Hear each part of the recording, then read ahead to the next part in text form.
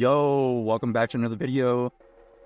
Today we are in the Open Ultra League, and let's see what team we're going to be trying out.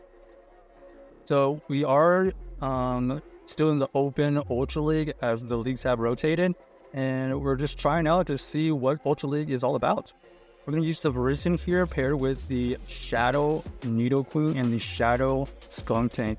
You can see right here we have a kind of a bad matchup, so we're going to switch out here into the Skuntank.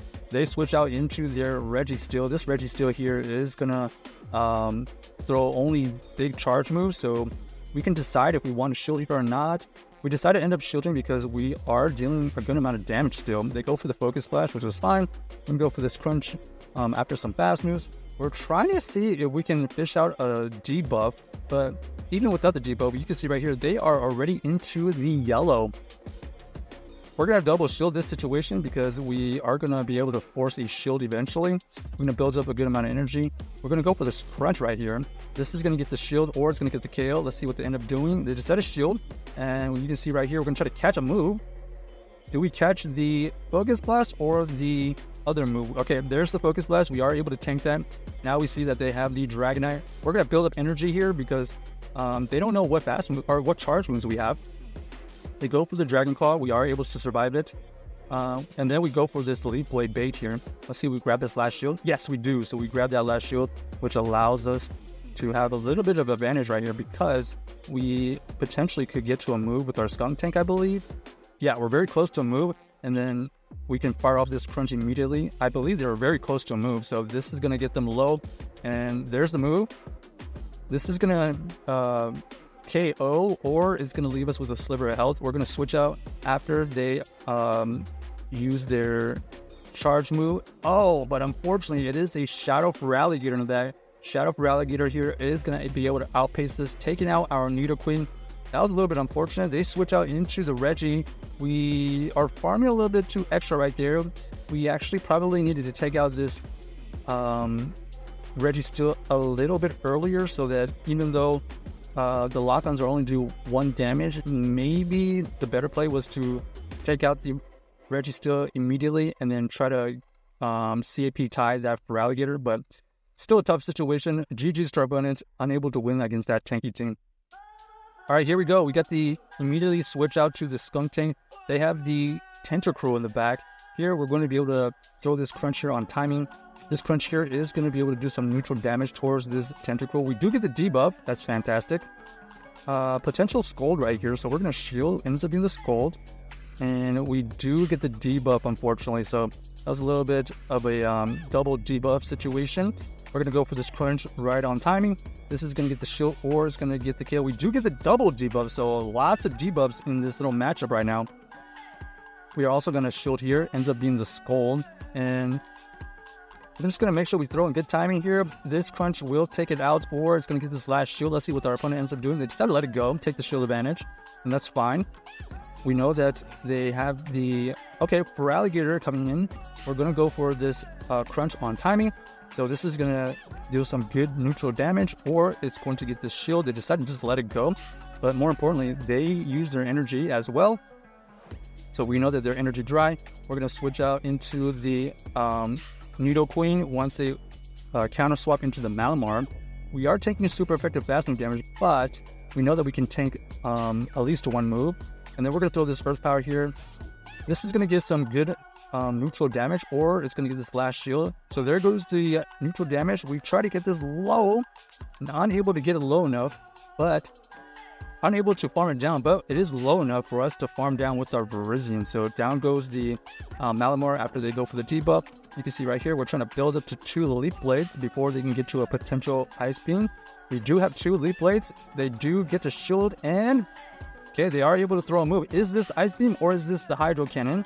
Hydro Cannon gets revealed and we are able to survive that resistant move. So next Leaf Blade here is going to be able to take out this Virizion, and boom, down goes the Feraligatr. So GG's to our opponent, able to win that game with the Virizion. Virizion coming in clutch with the Feraligatr and able to farm down that Malamar for that extra energy. We needed literally every single little bit of extra energy.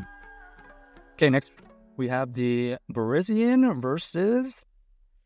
Oh, if you didn't figure out already, this is the ABB team. We got the Virizion and we got anti-fairies in the back.